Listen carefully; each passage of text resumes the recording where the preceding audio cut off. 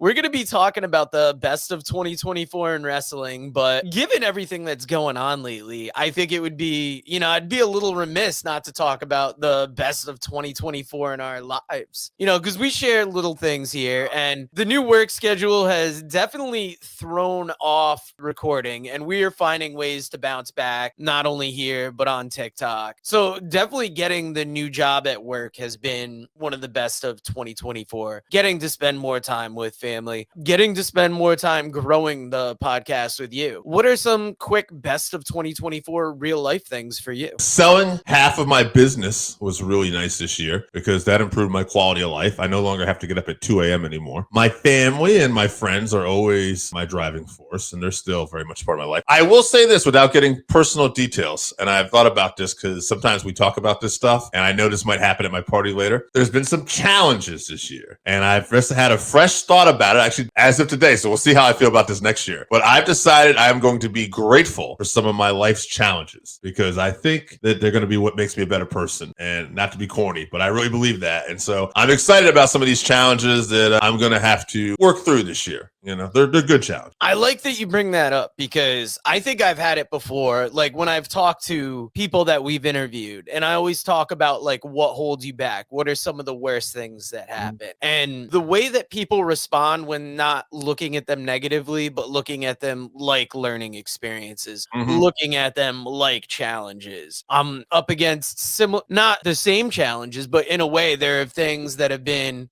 you could take them on their face as negative, or you could take them as minor setbacks, but they are just learning experiences. They are moments that give you a chance to grow. And sometimes you got to embrace that. And before, some people start using the F word about us, and I'm not talking about fuck, we're going to get to the best of 2024. Yeah. There's been a lot of good in wrestling this year. So Dave, before we get to naming off our list, I'm just going to let you know that Feud got added to the list. We're going to put that at the bottom so you have a chance to kind of consider it. All right. All right, goddamn. I didn't know you worked right off the top like that. Let's start with male wrestler of the year. I'll go first because in my mind, it is very hard to dispute that it was Bryan Danielson with the retirement tour, with the, emotional send-off that he's had so far for AEW. I just think what they did with him, it was a great end to a career, for now at least. Well, yeah. And that's got to be my male wrestler of the year. I like that it was a real great send-off. We put a plastic bag over his head and choked him out. Yeah, in front of his kids and shit. They love that.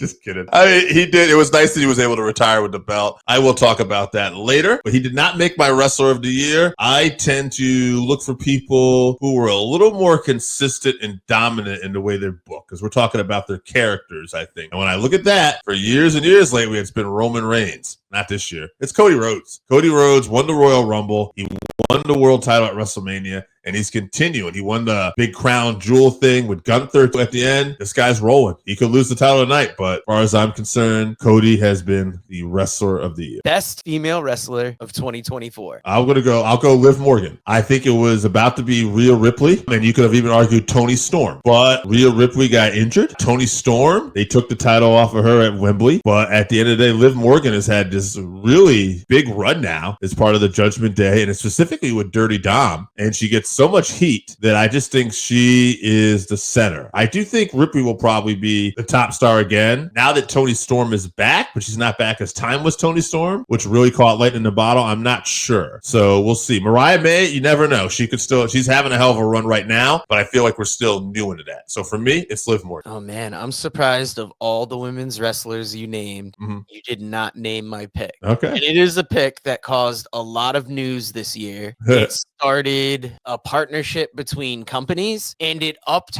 her stock so much more. I had to go with Jordynne Grace. Yeah. Mainly because like she made waves appearing at the Royal Rumble. She made waves debuting on NXT. And then when she came back to NXT, that was a big deal. Yeah. And now it's looking like she might be up and out of TNA soon. And just what it did for her career, I think I got to go with Jordynne Grace. It's hard to say otherwise. Yeah, Yeah. I like that's a good pick. Okay, we are gonna go tag team of the year. I just didn't think it was a great year for tag teams overall. I didn't think we had a lot of tag teams. I didn't see any dominant runs. Let's put it this way: like FTR wasn't holding the titles, for half the year. The Bloodline had a cup of coffee with the tag titles as far as the Tongans went, but there was no long Jimmy and Jey Uso run. At the end for me, the Judgment Day had a longer run, but they barely defended the titles. JD and Finn, I think, have had it for almost 6 months now. But in the end, I went with the Bucks because I thought the Young Bucks had a bit of a storyline run for like 6 months, and they were the champs and they were a focal point of the show. And I didn't see any other tag teams really specifically made a focal point. So that's why I went with them, but I just didn't think it was a strong year for tag teams. There's a lot of great teams out there. It's cool the Motor City Machine Guns are in WWE now, and they already had the tag titles, but DIY took it from a heel turn. It looks like we're going somewhere with this, but as of this year, as we built it, I just didn't feel like there was a real enough focus on tag teams from either promotion. I was right there with you about not seeing a specific team in my mind that stuck out. But yesterday, I got the newest issue of Pro Wrestling Illustrated, which had the Tag Team 100. And when I saw their number one pick, I thought it was interesting. And then when I thought about it, I thought about how excited I was when this tag team came together, how they have had a good run with those tag team championships. No matter how they're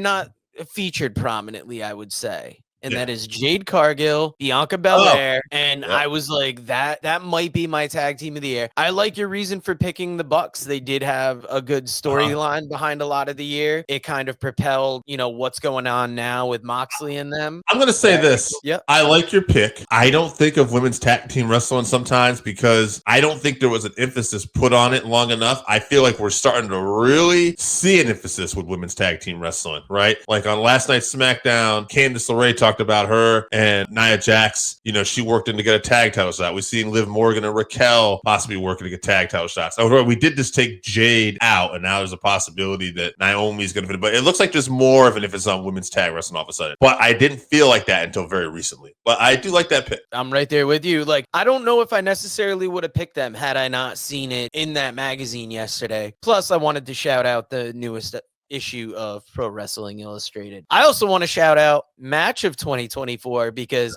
I talked to you about this, and anybody that watches the show knows that my memory is not the greatest. So I know there have been multiple times this year where I've seen great matches, and I said it early on in the year. I'm like, that has the chance to steal Match of the Year for 2024. But now that we're at the end of the year, it's wild that not a lot of matches stuck in my brain. Like I went on Cage Match and I looked at highly rated matches, and I was gonna pick Will Ospreay versus Bryan Danielson because it's one of the higher rated matches that happened this year, but that didn't feel genuine. So a match that I do remember, I've got to give it to Bryan Danielson versus Jon Moxley, being Danielson's last match in the company for now, being that send off to his career, having it kick off this whole thing with Moxley and the Death Riders. I think it's one of the best matches we've had this year, and I know you got to be coming with something different because none of our picks have matched up, Elite. And they won't be here, but this is probably as close as we got. I went with a feel-good moment. I almost picked Cody and Roman because I thought that was the most meaningful, Cody finishing his story. And when I really thought about like what I was looking for this year, which is like what match stuck out in a way that made me feel good. It was Bryan Danielson. It was Bryan Danielson winning the title from Swerve at Wembley Stadium at All In. That was the big moment for me to see him finally get that. And, I knew his career was coming, at least his full-time career was coming to an end soon after that. But that was probably my favorite match of the year in terms of like where I walked away and I'm like, I'm really happy that happened. I'm going to have to go back and watch that now and compare it to Danielson versus Moxley and see how wrong my pick was. Next up, we are talking pay-per-view or premium live event of the year. Based on your last pick, I think we have a chance to agree on one thing on this list. Yeah. So it's funny because I actually changed my pick, and I think we are going to end up agreeing because when I talked about that event, I started remembering how Sting came out at that event too and how excited I was and all the returns and stuff. So I'm going to say AEW All In was my favorite event of the year, favorite pay-per-view of the year, which is where I think you'll be going. But I'm going to give a runner-up here because this was going to be my original pick, and I'm going to tell people why. WWE Bad Blood, a sleeper of a pay-per-view, and me and Joe did a watch-along with that. And one of what I like we had a thing with Gunther and Goldberg, and there was this great lead up with Roman and Cody teaming up at Georgia Tech, which all led into that. But what I really liked about it was for that night, for whatever reason, the WWE really focused on their legends. And we saw guys like Anderson, Mickey James, Dallas Page, everybody just kind of backstage and featured like in a prominent, respectful way. And that made me feel really good. So I really enjoyed that. But overall, given Danielson's win and the surprise return of Sting that night, which I did not see coming, I'm going to give it to AEW All In. I've got All In as well. Just the way you described Bad Blood and me remembering like how fun the watch along was for that, how fun that event was. I'm a little disappointed in myself that I didn't even consider Bad Blood. For me, it was 100%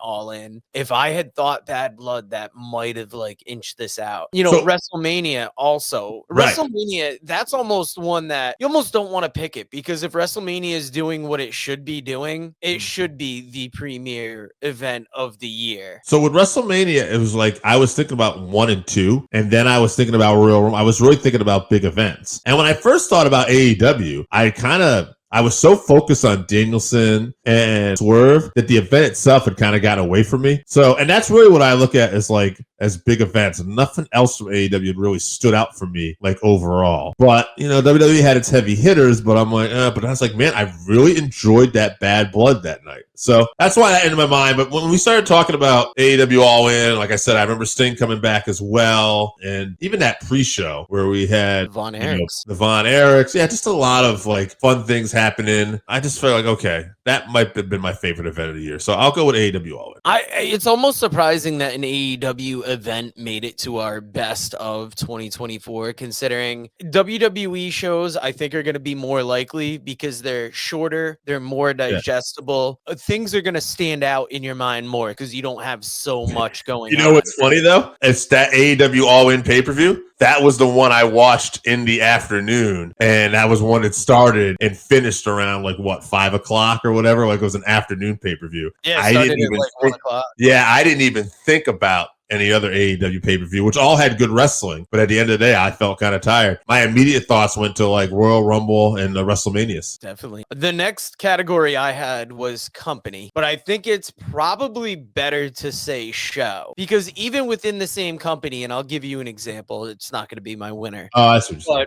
You know, AEW Collision is better than Rampage on average. Yeah. Although last night's Rampage was something to see. And, you know, sometimes Collision's a little bit better than Dynamite just because it's almost like they get to the point quicker. But I say all that to say that NXT was my show of the year. Even on weeks where I didn't keep up with it as much, like, you know, over the past month, it is still the show I'm most curious about. Not even because who is showing up next, but just where these storylines going. Eddie Thorpe is interesting. Lexis King is interesting. Obviously, you've got, you know, the D'Angelo family. You got Trick Williams. You got Javon Evans. You got Nathan Frazier and Axiom. So many different, you know, teams, people. And we've talked about it this year. How stacked is that ladies division? It's got to be NXT for me. Yeah, probably close. I'm not going to go it. I'm going to go different. I have a soft spot. I don't know what it is. I think I'm the minority of most of my friend group when I look at our group text, but I like Friday Night Wrestling.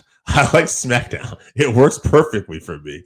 So from that 8 to 10 spot, that's what I like. Monday Wrestling, even though Raw's been a better show, sometimes Monday still tires me out. I do like NXT, but sometimes I just find there's stuff on NXT and I'm like, whatever. But I will say, in terms of like character development and storylines, I don't know if there's a better show than NXT. Like they just really have a way of identifying everything that's in their main storyline. And they have a way, even if I don't like somebody in the beginning, or like I'm not really like paying attention to somebody, they have a way of drawing me in. I'm like, oh yeah, this character. Okay. You know what I mean? So I think they do a good job of that. But I'm picking SmackDown. Best podcast of 2024. I went with Post Wrestling. I went with Wei Ting and John as this baby an overall podcast and YouTube channel. If you're going to narrow it down to a specific show, I do tend to watch their Raw reviews a little more for whatever reason. It just seems to line up. But overall, just Wei and John, that particular combination, like they draw me in more than anybody right now. You know, there's some other stuff that I watch clips of during the week, like Keeping It 100, some of Conrad's podcasts. But John and Wei tend to hold my focus a little more right now. Did you pick them? I did not pick them because I chose the booking Booking the Territory podcast. Okay. I enjoy this podcast because they watch old WCW. They talk a little bit of real life, but they are consistently funny. And I very much enjoy post wrestling. I watch them multiple times a week. Their Raw reviews are great. Their Dynamite reviews are great. But what I like about Booking the Territory is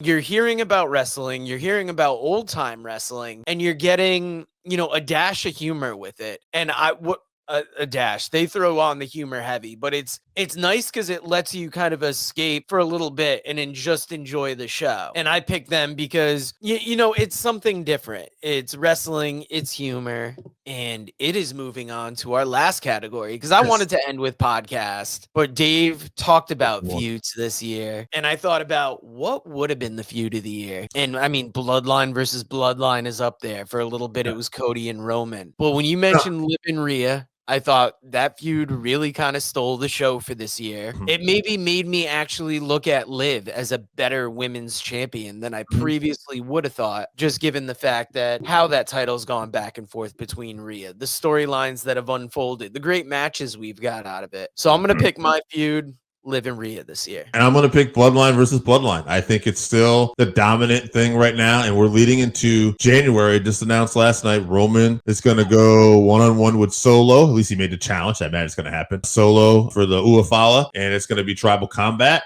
And I imagine maybe we'll start getting away from Bloodline versus Bloodline after that, although Rock could show up. But I think when you look at this storyline for all these years, how it's evolved, I had to go with it for 2024. And that is not a bad pick. That's running down what we enjoyed about 2024. If there's one thing Dave has talked about time and time again, it's family, it's friends, and it's the fan. And you know what family, friends, and fans all like? Game Up Hard Hydration. If you haven't tried Game Up, then you are missing out. Imagine your favorite seltzer and your favorite sports drink had a baby, but it's way better than that. Each can is 110 calories, low carb, 4.9 ABV. It's a nice light drink that is not light on flavor. Game Up comes in fruit punch, orange, lemon, lime, and grape. Pick it up at drinkgameup.com or at your nearest liquor store.